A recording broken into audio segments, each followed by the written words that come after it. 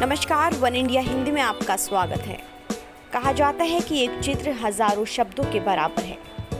मतलब जिस बात को आप हजारों शब्दों के द्वारा व्यक्त नहीं कर सकते हैं, उसे महज एक फोटो के जरिए बता सकते हैं, और वो तस्वीर एक बड़े बदलाव का जरिया बन सकता है।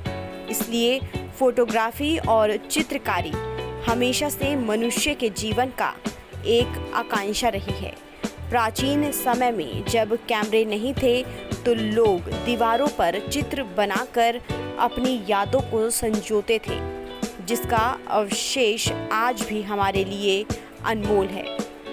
इसी के मद्देनज़र फ्रांसीसी वैज्ञानिक आर्गो की फोटोग्राफी पर फ्रेंच अकादमी ऑफ साइंस के लिए लिखी गई एक रिपोर्ट को तत्कालीन फ्रांस सरकार ने खरीदकर 19 अगस्त 1939 को आम लोगों के लिए फ्री घोषित कर दिया था। इसी उपलब्धि की याद में 19 अगस्त को विश्व फोटोग्राफी दिवस के रूप में मनाया जाने लगा। इस संसार में प्रकृति ने प्रत्येक प्राणी को जन्म के साथ ही एक कैमरा दिया है, जिससे वो संसार की प्रत्येक वस्तु की छवि अपने दिमाग में अंकित करता है। वो कैमरा है उसकी आँख। इस दृष्टि से देखा जाए तो प्रत्येक प्राणी एक फोटोग्राफर है। वैज्ञानिक तरक्की के साथ साथ मनुष्य ने अपने साधन बढ़ाना प्रारंभ किया और अनेक आविष्कारों के साथ ही साथ कृत्रिम लेंस का भी आविष्कार हुआ। समय के साथ आगे बढ़ते हुए उसने इस लेंस से प्राप्त छवि को स्थायी रूप से सहेजने का प्रयास किया। इसी प्रयास की सफलता वाले दिन को अब हम विश्व फोटोग्राफी दिवस के रूप में मानते हैं।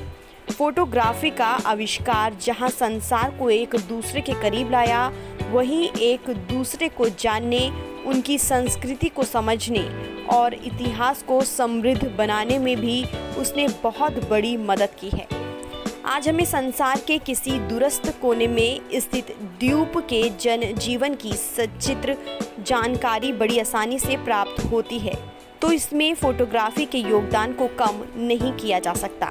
वैज्ञानिक और तकनीकी सफलता के साथ साथ फोटोग्राफी ने भी आज बहुत तरक्की की है।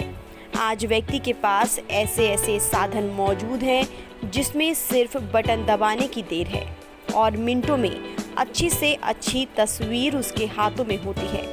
लेकिन सिर्फ अच्छे साधन ही अच्छी तस्वीर प्राप्त करने की गारंटी दे सकते हैं, तो फिर मानव दिमाग का उपयोग क्यों करता?